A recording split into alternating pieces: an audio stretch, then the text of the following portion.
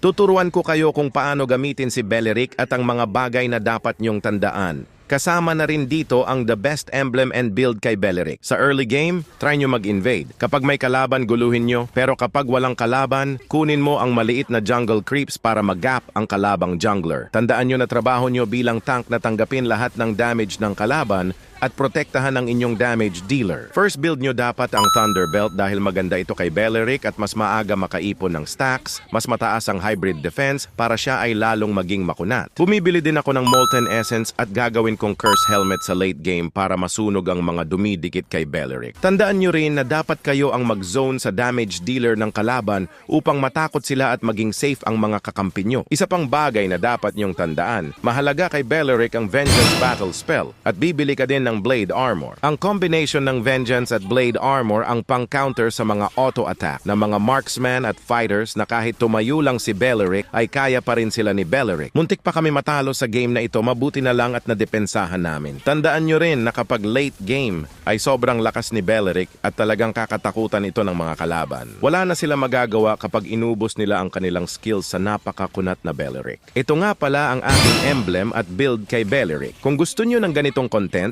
follow nyo lang ako mga idol.